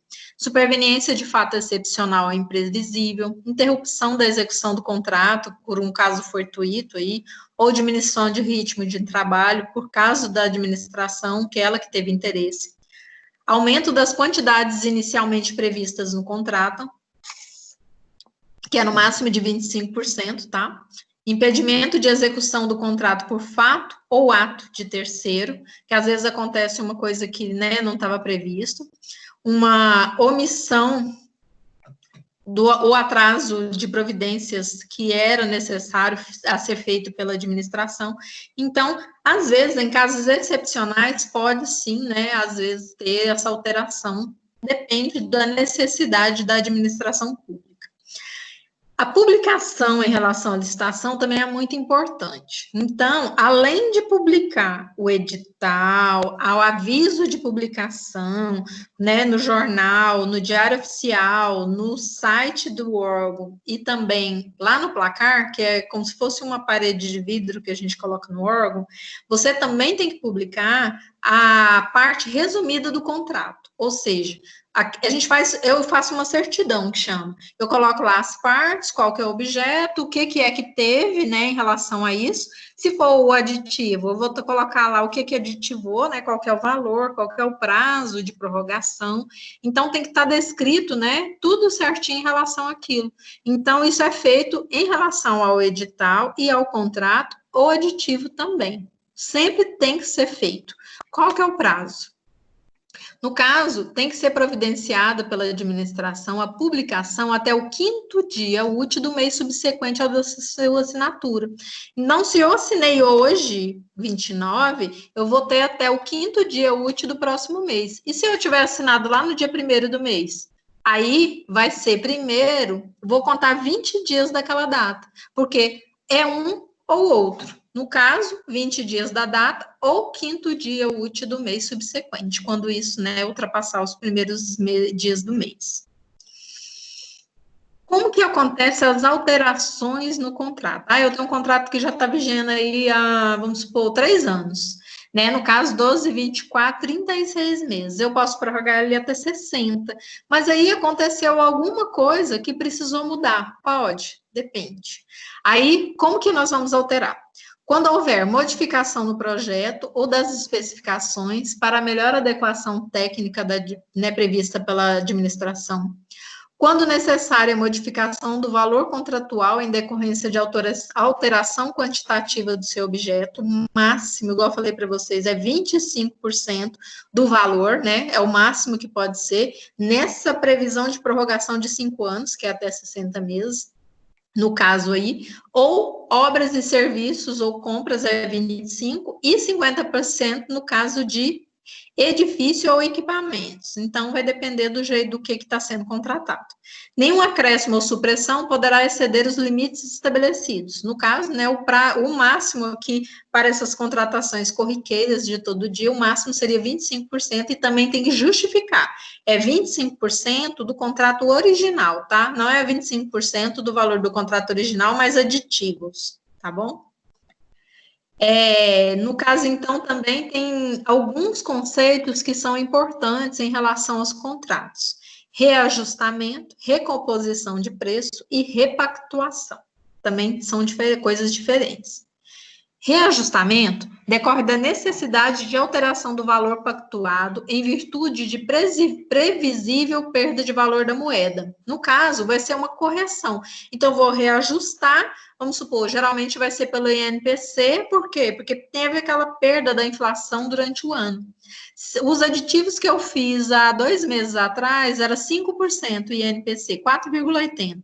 Agora eu fiz uns essa semana, o aditivo já foi repactuado pelo INPC de 3, alguma coisa. Então, depende, são os últimos 12 meses daquele índice previsto no governo para poder repactuar aquele preço. Então, eu vou fazer um aditivo com o valor reajustado em virtude da alteração, né, a perda da moeda. Recomposição de preço é em relação à ocorrência de eventos extraordinários. No caso, vamos supor, se eu tivesse comprado álcool em gel bem antes da pandemia, ia ser um preço X. Durante o caos da pandemia, quando iniciou, que ninguém tinha, o preço foi lá em cima. Então, foi um evento extraordinário que onerou aquele preço daquele produto. Então, é uma coisa imprevista que aconteceu. Aquele preço pode ser que o fornecedor não consiga mais me fornecer, e ele vai justificar por isso. Se ele justificar de maneira, né, fundamentada, pode ser que vai ser alterado ou mesmo deixar de comprar aquele produto daquele jeito. Por quê? Porque aconteceu uma coisa, um imprevisível, um fato extraordinário, que não tinha como saber quando fez a celebração do contrato. Então, pode ser que haja recomposição do preço, né, e uma alteração aí, desde que justificada. E a repactuação. No caso, a repactuação são para contratos de natureza continuada, né? No caso, em relação à alteração do custo do contratado. Aí você vai verificar o tanto que precisa. Vamos supor, fez o contrato aí para 2 pessoas para poder prestar aquele serviço. Só que quando foi ver, precisou de mais gente. Então, contrato mais um e reajusto, faz uma repactuação em relação àquilo. Eu vou aumentar o preço e aumentar também aquele serviço. Ok? Vai ter um reajuste aí. No caso do acompanhamento e fiscalização do contrato, a gente viu o gestor e o fiscal, né? O gestor é o que avalia todas as necessidades e vai designar um fiscal para estar com o olho em cima do que está acontecendo. Então, todo contrato nosso tem um fiscal e tem um gestor. O fiscal vai relatar todo mês o que aconteceu, se entregou direito, se está faltando alguma coisa, se a prestação foi adequada. E no caso de necessidade técnica, pode ser contratado também uma pessoa para acompanhar. Exemplo, um engenheiro para acompanhar o fiscal na entrega daquela reforma. Também pode ser que aconteça. O fiscal do contrato, ele tem a obrigação de registrar todas as ocorrências que acontecer naquele contrato. Entregou falhando ou faltando algum produto, não prestou o serviço adequado, não entregou no horário certo, entregou com embalagem rasgada, entregou, né, era para entregar a embalagem individual, entregou uma embalagem coletiva. Então, nesse caso, ele tem que registrar todas essas obrigações. Agora, quando tem alguma intercorrência no contrato e a pessoa ou não presta totalmente aquele serviço, ou não entrega totalmente aquilo que foi pactuado, também pode ocorrer a rescisão desse contrato. No caso, não foi adequado, o fiscal fez toda a demonstração daquilo, fundamentada de que estava acontecendo algum problema naquela prestação de serviço ou naquele fornecimento, então a administração ela vai poder rescindir o contrato. Quando? Quando o contratado não cumprir as cláusulas contratuais, especificações, projetos e prazos, quando houver o cumprimento irregular de cláusulas contratuais, especificações, projetos e prazos, quando houver lentidão no cumprimento, né, levando a administração a comprovar a impossibilidade da conclusão da obra, do serviço ou do fornecimento, quando houver atraso injustificado no início da obra, serviço ou fornecimento, quando houver paralisação da obra, do serviço ou do fornecimento sem justa causa, porque se tiver justa causa aí, ok. Quando houver subcontratação, né, do total ou parcial do objeto. Exemplo, você contrata uma pessoa para poder entregar aquele pão todo dia naquele órgão, e aí ele vai lá e subcontrata para outra pessoa. Não pode. Então, no caso, tinha que ser ele mesmo. Ou quando houver fusão, cisão ou incorporação que não está prevista essa, né, previsão no contrato. Então, existem várias formas que podem haver aí uma motivação para rescisão contratual. A rescisão do contrato também deve assegurar os princípios do contraditório e ampla defesa, então você tem que cientificar a parte que você quer rescindir, mas tem que dar a oportunidade dela se manifestar, porque pode ser que tenha acontecido uma coisa imprevisível, então você não sabe por que a pessoa não está entregando aquele produto. Então, primeiro, né, você determina, né, por ato unilateral e escrito da administração de que você está tendendo a ter uma rescisão contratual.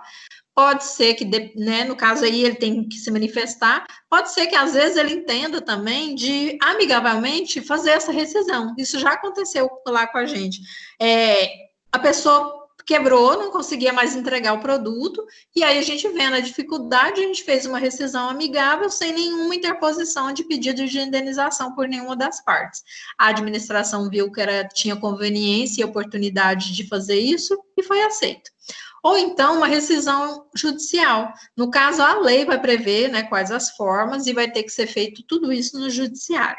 Aí depende, né, da forma necessária. Ou unilateralmente pela administração, amigável, combinado entre as partes, judicial, né, no caso, através de um processo. As sanções é uma das partes muito importantes que tem que ter descritas também no contrato administrativo. Por quê? Porque Porque você só pode aplicar uma sanção se você prevê no contrato e lá na licitação, lá no início. Então, se você não prevê, como que você vai cobrar? Então, se a pessoa não entregou aquele produto, você tem que ir lá ver na sua lei, no seu edital, o que é que estava previsto nesse caso. Então, se você não escreveu nada, não previu nada de sanção, como que você vai aplicar? Então, no caso, o vencedor da licitação, ele tem que saber todas as penalidades que ele pode sofrer. No caso dele, antes de assinar o contrato, iniciar a prestação do serviço ou fornecimento, e ele se recusar a assinar o contrato, ele já pode estar sujeito, né, através do edital, a algumas sanções. Então, no caso aqui, a gente tem algumas. Pela inexecução total ou parcial do contrato, a administração poderá, garantia da prévia defesa, aplicar ao contratado as seguintes sanções. Então, toda vez que você vai aplicar um PAD, né, que é um processo administrativo disciplinar no seu contratado, você precisa abrir um processo. Aí você abre falando que tem necessidade de aplicar essa sanção, vamos supor, advertência no contratado por causa disso, disso, disso. E aí você tem que notificar ele para poder apresentar uma resposta. Então, a mais leve é a advertência. No caso, você vai advertir ele que ele precisa estar adequadamente prestando aquele serviço ou aquele fornecimento. Ele não pode fazer da maneira que ele quer, ele tem que seguir as regras previstas no edital e no contrato. Ou a segunda forma é a multa. Aí, no caso, aquela parte que você ia pagar para ele vai ter uma parte prevista, geralmente eu coloco de 1 até 10% de multa, dependendo da gravidade daquilo que ele fez. Então, a multa vai ser descontada ou daquela garantia que ele pagou lá no início daquele contrato, ou então do valor que eu ia pagar para ele. Então, eu vou descontar um valor em relação àquilo que ele fez de errado. Mas ele já tinha que ter ciência disso antes mesmo de assinar o contrato. Isso tem que estar previsto lá no edital. Ou suspensão temporária de participação em licitação. No caso, essa é a mais grave. Você atesta, né, uma suspensão temporária para ele, e ele não pode participar de licitação por 2 anos com aquele órgão. Se for em relação a, vamos supor, esses órgãos de defesa no Brasil, se for em todos os outros, a licitante não vai poder participar em 2 anos. Se caso for da administração, né, igual que nosso, da prefeitura, né, da Câmara, aí é só com o próprio órgão, tá? Ou declaração de inidoneidade para licitar ou contratar com a administração pública, né, com qualquer órgão, enquanto perdurar o motivo da punição. No caso, essa é a mais grave, né? No caso, vai sair, aí ele vai lá para o cadastro negativo dos licitantes e ele não vai poder participar de nenhuma licitação no Brasil. Aí, no caso, ele vai estar restrito, né, lá no cadastro do Comprasnet. Principalmente quando for pregão eletrônico. O artigo 109 da Lei 866 prevê o recurso, que é o quê? A manifestação, né, do licitante, lá do contratado, para pedir a reconsideração da administração. Então, como que funciona? Ele vai ter 5 dias úteis para poder interpor um recurso contra aquela aplicação daquela penalidade, daquela sanção feita pela administração. Vão ser, no caso aqui, 5 dias úteis, no caso, para ele recorrer contra habilitação e inabilitação de licitante, julgamento das propostas, anulação ou revogação da licitação, indeferimento do pedido de inscrição em registro cadastral, sua alteração ou cancelamento, rescisão unilateral do contrato e aplicação das penas de advertência, suspensão temporária ou multa. Então, aqui, lembrando que o do pregão seriam prazos diferentes, porque ele tem regra própria, no caso aqui, são para todas as outras modalidades. Então, ele vai ter 5 dias para recorrer de qualquer manifestação da administração que estão descritas aqui no inciso 1 e nessas letras dele do artigo 109 da Lei de Licitação.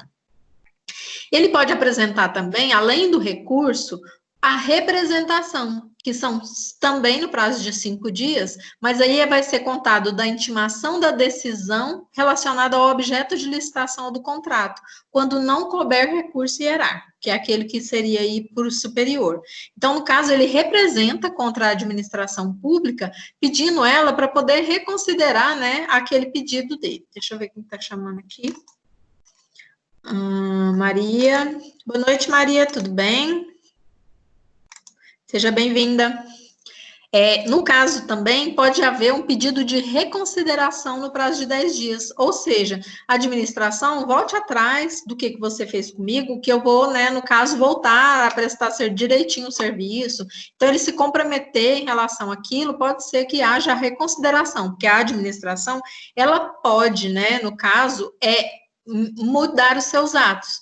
Então, no caso, desde que não seja um ato vinculado, né, se for discricionário, ela pode mudar a sua decisão. Então, são 10 dias úteis, né, contados da decisão do ministro de Estado, do secretário estadual ou municipal, conforme o caso, e no caso de contratado ser declarado inidôneo, né, para licitar ou contratar com a administração pública. Então, em caso grave, também há o pedido de reconsideração inicialmente, não impede também, né, do recurso, desde que obedeça os prazos. Você pode recorrer, pedir reconsideração também. O controle externo, né, nós temos aí, né, um rígido controle interno em relação às licitações.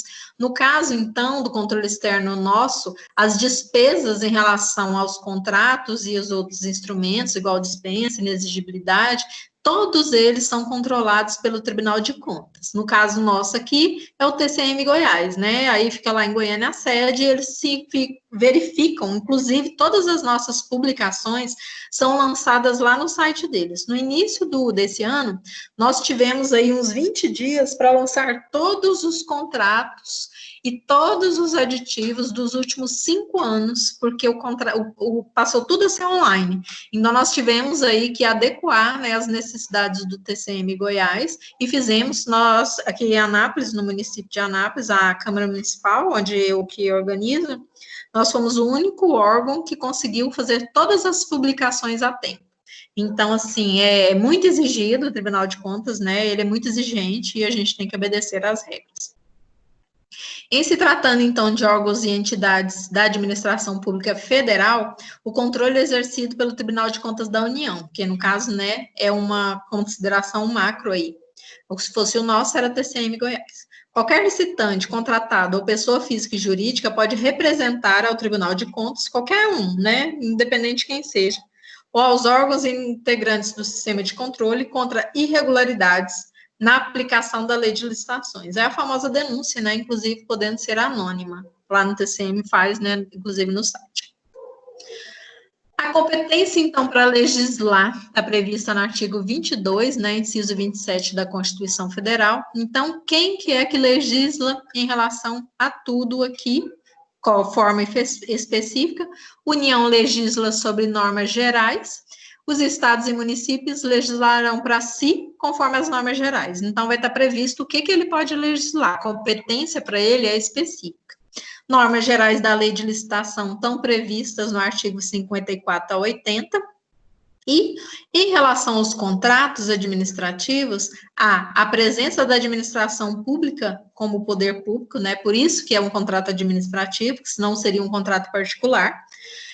Sempre haverá a supremacia do interesse público sobre o particular, a finalidade pública do contrato, né, porque sempre vai haver uma esfera pública em relação a isso, né, não pode haver o desvio de poder, e tem que ter sempre a obediência para a forma da lei. Então, a lei tem que ser obedecida. A lei de licitação, ela tem que ser regida, obedecida ipsis literis. Então, você vai lá na lei, está descrito daquele jeito, tem que ser feito daquela forma, não pode mudar.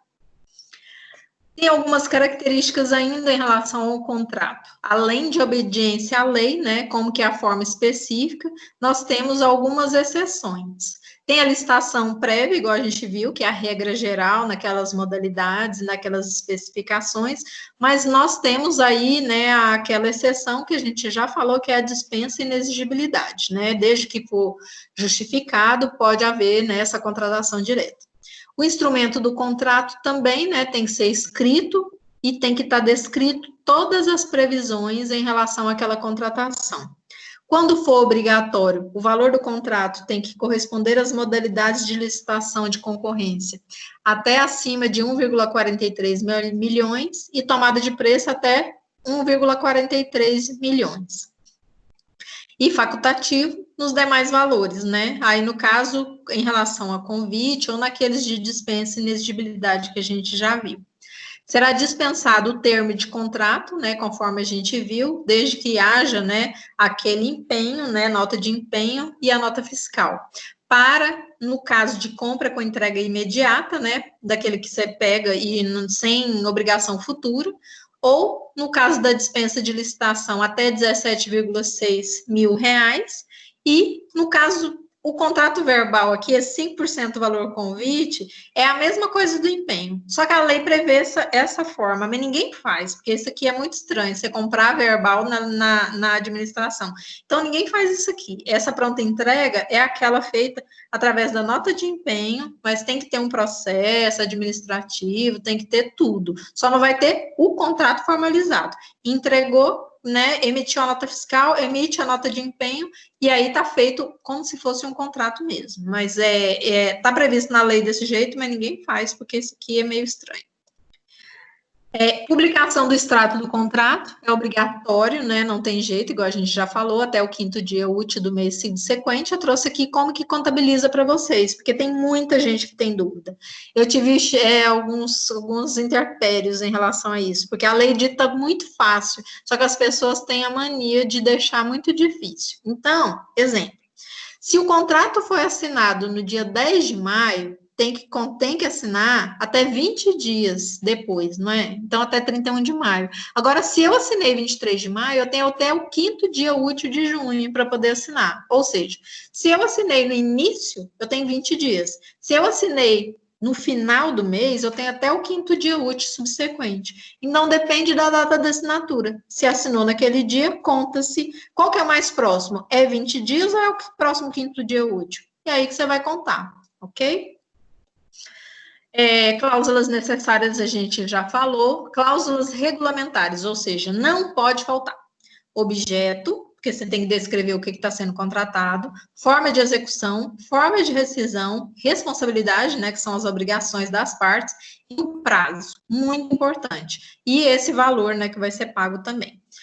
Preço e critérios de reajustamento também é obrigatório ter. O prazo, geralmente, é de 12 meses, mas ele independente do prazo ser de 12 meses, que é a lei orçamentária, né, ele tem que estar previsto qual que é o prazo. Então, eu vou fazer só 6 meses, então tem que estar descrito, é até 12 meses, podendo ser, no caso, aditivada anualmente, desde que haja necessidade e for um serviço de prestação contínua. Exceção, projetos que estejam contemplados no plano plurianual, prestação de serviço a ser executados de forma contínua, que é aquele que pode ser prorrogado, aluguel de equipamento e a utilização de programas de informática, que é aquela exceção que a gente viu, dispensa de licitação, caso de segurança nacional, materiais das Forças Armadas, fornecimento de bens e serviços de alta complexidade tecnológica para a defesa e cumprimento, né, de algumas regras específicas aqui, que é para altos lucros. A entrega. Nós temos algumas previsões, mas não necessariamente precisa ser também essa obrigatoriedade que está prevista aqui. Cada caso é um caso. Você vai verificar a necessidade e vai colocar conforme, né, entende-se necessário o prazo. Geralmente, para a entrega do objeto de obras e serviços, o artigo 73, inciso 1, prevê que o recebimento provisório deve se dar em 15 dias. Provisório é aquele que você vai receber primeiro para verificar se está tudo ok. Definitivo, quando você viu que está tudo ok, né, depois de 90 dias, você assina o termo de recebimento definitivo daquela obra do serviço. Para compras ou locação de equipamento, o recebimento provisório geralmente é imediato, mas eu coloco nos meus, geralmente, 5 dias, porque aí dá tempo de realmente você ver se está tudo ok. E recebimento definitivo, depois desses 5 dias do provisório, que você verificou que está tudo ok, aí você dá o recebimento definitivo ok, para aquela pessoa, né, prestar aquele serviço, ou entregar, e aí ter o pagamento efetivado. Parágrafo 2º prevê: o recebimento provisório ou definitivo não exclui a responsabilidade pela solidez e segurança da obra do serviço, ou seja, mesmo que você receba, ele tem a obrigação contratual de entregar uma prestação de serviço de obra ou serviço adequado. Então, em relação ao contrato, é isso, né? Bem simplesinho. Deixa eu ver se eu trouxe um contrato aqui para vocês. Contratos aqui. Eu trouxe, vamos mostrar para vocês um contrato de fornecimento. Aqui, esse é um contrato de fornecimento, esse já é mais antigo, vocês estão conseguindo acompanhar? Pessoal? Mônica, tá me escutando? Eu tô ouvindo. Tá conseguindo ver o contrato que eu coloquei aqui, o contrato 20 de 2018? Sim. Ah, ok, então vamos lá. Então, aqui, né, ó, essa publicação foi feita, ó, que dia que assinou esse contrato? Dia 29 de junho. Então, ele vai ser publicado até o 5º dia útil do mês subsequente. Por quê? Porque ele foi assinado no final do mês. Se eu for contar 20 dias, vai dar muito mais do que o 5º dia útil. Então, o que acontecer primeiro vai ser a publicação. Geralmente a gente não espera, né? Mas aí, no caso, foi assinado aqui, ó, dia 29 de junho. Então, contratação de entrega de produto de papelaria. Então, é um fornecimento de material de papelaria, aí tem o nome do órgão, nome do contratante, do contratado, qual que foi o objeto, qual que é a vigência? 12 meses para entregar de forma parcelada os produtos. Qual que é o preço, né, que foi contratado, foi a agenda, envelope que foi comprado. Então, isso aqui vai ser pago, né, conforme o fornecimento. As obrigações, o que é que o contratante e o contratado vai ter obrigação de obedecer. A forma de reajuste. Em caso de necessidade de reajuste, depois de 12 meses, o reajuste vai ser pelo INPC. Se tiver algum acréscimo, vai ser através de aditivo e nos moldes da lei. Como que vai ser feito o pagamento? Geralmente, 30 dias a contar da apresentação da nota fiscal. Então, é assim a dotação orçamentária, quem que vai ser o gestor e o fiscal do contrato, quem que vai ser, que jeito que vai ser feito, as sanções que a gente viu na lei, advertência, multa e suspensão, eu coloco a multa de 2 a 10, com o máximo de 10, geralmente, assim, é a melhor forma, e a suspensão temporária até 2 anos, e a declaração de inidoneidade, que está prevista na lei. Aí, faço sempre uma tabelinha, que eu acho que fica mais didático, para a advertência, tem, né, a pontuação, a forma que vai ser aplicada.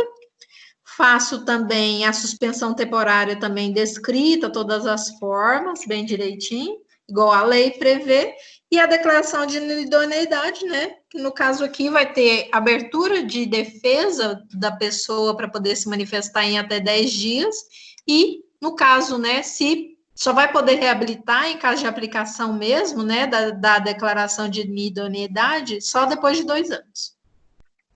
Casos de rescisão, o que vai acontecer, né? No caso, quais são as cláusulas que podem vir a rescindir o contrato? O não cumprimento das cláusulas contratuais, lentidão para cumprir o contrato, atraso, né, de início de obra de fornecimento, paralisação de obra, entrega parcial do produto. Então, todas as formas necessárias, atrasos, então, tudo isso vem especificado no contrato. Qual que é o foro, né? No caso desse aqui vai ser de Anápolis, vem as assinaturas de 2 testemunhas, igual a gente falou, que 2 testemunhas, contratante, contratado, e o procurador, né, assina junto. Então, é um modelinho simples, deixa eu abrir mais um outro de serviço aqui para vocês verem. Cerveja Anitta é fornecimento. Esse aqui, Manchester, é de rádio esse aqui.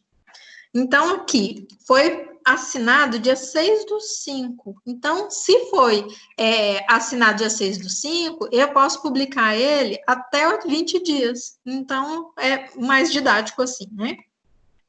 Aqui, da mesma forma, as partes, esse aqui é de agora, 2019.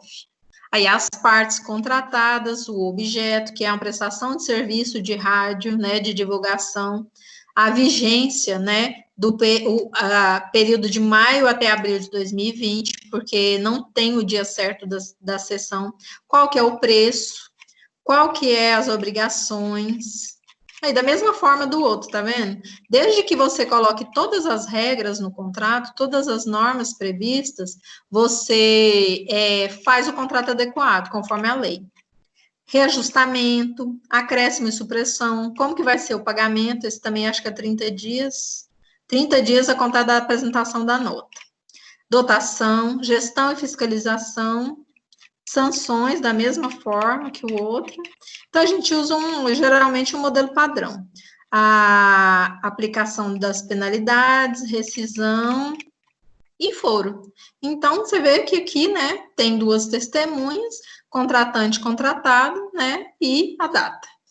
Aqui já vai ser um apostilamento. Lembra que eu falei para vocês de apostilamento? Como que é feito? Apostilamento é para quando você tem um erro. Vou mostrar para vocês como que é o apostilamento e a publicação. O apostilamento é quando você teve um erro numa publicação de um contrato. Então, você não vai publicar o contrato novamente, você vai só consertar o erro. Então, qual que é o assunto? A retificação da inversão do preço total do item B e item C. Ele ficou alterado ao contrário. Então, você faz um apostilamento prevendo a mudança de retificação. Aí, no caso aqui, esse aqui é todo um processo, tá? Aí, você vai mudar aqui, ó, o que foi mudado? Um foi para o lugar do outro. Onde era 25.851, foi 4.200, e o que era 4.200 foi para 25.851, porque tinha ficado um erro aqui gráfico, porque o item tinha ficado invertido. Para você não ter que rescindir o contrato e fazer outro, até porque não pode, você faz um apostilamento, que é consertar um erro gráfico. E aí, a publicação, quando você vai fazer em relação ao apostilamento, você vai fazer a publicação só da forma mostrando o que errou. Aí, aqui no caso, né, você publica isso. O apostilamento é só para consertar. E o aditivo já é diferente. Vou abrir para vocês um aditivo. O aditivo é quando você vai prorrogar um contrato. Já teve um contrato inicial, igual aqueles dois que a gente acabou de ver, de prestação de serviço de rádio, ou o fornecimento lá da papelaria. Só que aí você vai mostrar a necessidade de prorrogar aquele contrato. Então, você vai fazer um aditivo. Apostilamento seria para consertar o mesmo contrato, e um aditivo é para prorrogar, vamos supor, por mais 12 meses, o mesmo contrato de prestação de serviço.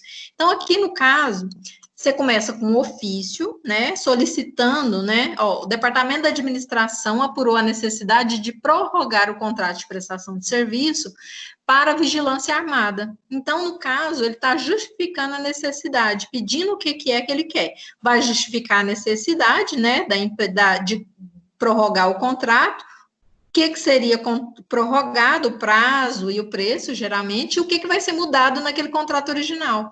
Então, eu vou fazer um aditivo mudando apenas a vigência e o preço, porque o preço vai atualizar. Então, aqui nesse caso, eu faço a justificativa, no caso, o presidente autoriza, né, o documento do presidente, e aí o presidente também manda para a procuradoria para ver se realmente está tudo ok, e aí faz um termo aditivo. O termo aditivo é esse aqui, ó. Aí, no caso, esse aqui é a terceira vez que aditivou esse contrato, ó, o terceiro termo.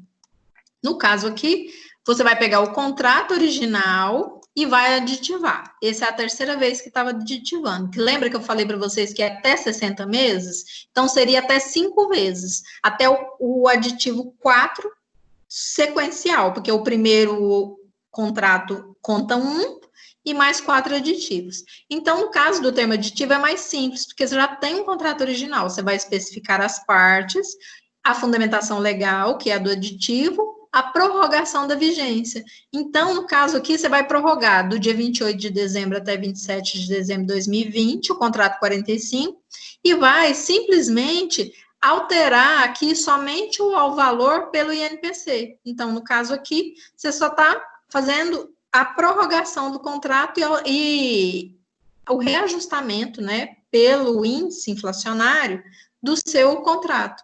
E aí as partes, né, vão falar que continua o mesmo foro e as pessoas vão assinar aqui, no caso contratante contratado, as testemunhas.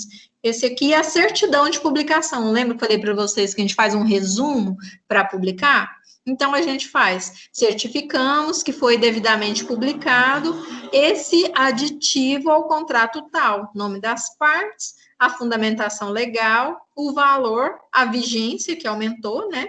E aí, no caso, o diretor administrativo é que assina. Então, as documentações de licitação são feitas assim. Esse é o trabalho que a gente faz lá na Câmara. Deixa eu voltar aqui com vocês, então, um pouquinho. Pessoal, vocês entenderam direitinho essa parte de licitação, contrato? Então, isso aí, assim, a lei rege tudo. Se você pegar a letra da Lei 866, e ir seguindo, é a mesma coisa para você fazer o contrato, para fazer a licitação, para fazer aditivo, para fazer apostilamento, para fazer o contrato. Então, é seguindo a lei que dá tudo certo. Todos os órgãos que você entrar e colocar lá em licitação, você vai ver o edital, o contrato e todos os aditivos aí para frente dessa mesma forma. Então, isso é a forma correta, né, aí de seguir a letra da lei.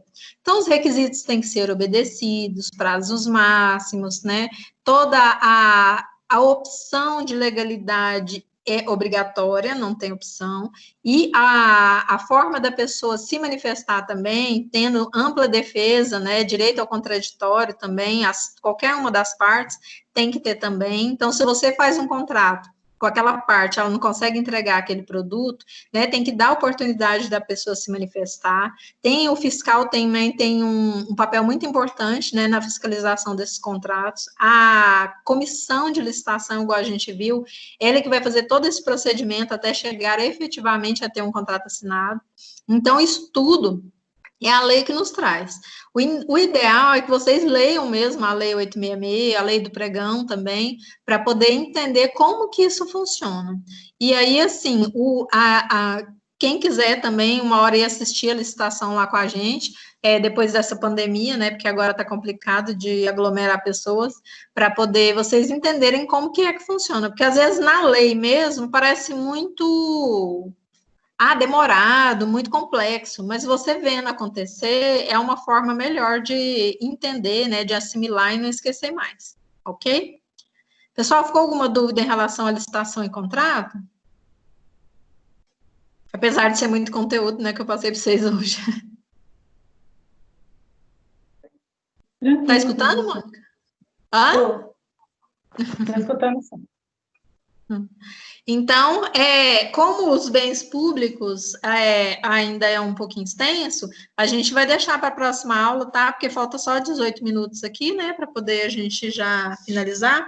Então, hoje a gente viu comissão, né, procedimento de licitação, contratos, vimos aí o aditivo e também apostilamento, um exemplo para vocês. Nós vimos também o edital de licitação de um pregão. E vou ver se na aula que vem eu trago para vocês também um edital de uma licitação de outra modalidade, uma concorrência ou um outro para poder vocês, um convite também, que é o mais simples, mas eu não gosto muito de ensinar não, porque ele é muito, a gente quase não usa, né? Então, às vezes, uma concorrência mesmo, para poder vocês verem como que funciona. Mas o edital é bem parecido, é só as regras que mudam, a regra da lei, tá bom?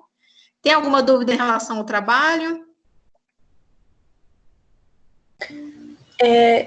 Esse slide da aula de hoje a senhora vai enviar? Porque ele auxilia na resolução daquelas questões lá, porque ok. tem sobre contratos, bens públicos, e a gente ainda não viu um pouco dessa matéria. Hoje que viu contratos, aí se você for enviar... Tá, eu não enviei não, né? Eu achei que eu tinha enviado para a Mônica já, mas eu enviei para ela amanhã cedo todos os que eu tenho, até o dos bens públicos, porque aí na aula que vem você... Mas eu acho que eu já mandei. Mônica, você recebeu quais?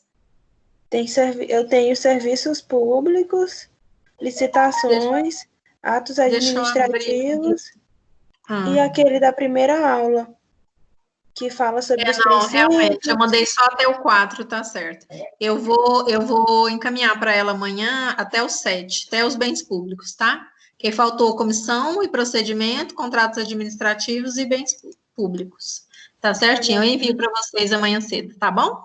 Tá Pessoal, bom. obrigada por compartilharem aí nossa aula, né? Próxima aula, então, dia 5/6, nós vamos ver essa finalização de bens públicos e vou fazer também um resumo para revisão da prova, tá bom? Tá bom. E nossa prova marcada, então, para o dia 19/6, mas eu vou enviar antes, eu vou enviar lá para o dia 16, mais ou menos. E 22 e 23 é a prova nossa de segunda chamada, quem ficar. Mas não vai ficar ninguém não, né, porque essa turma é boa. Tá bom? Um abraço para vocês, obrigada, viu? Tchau. Tchau. Vou fechar aqui a nossa gravação.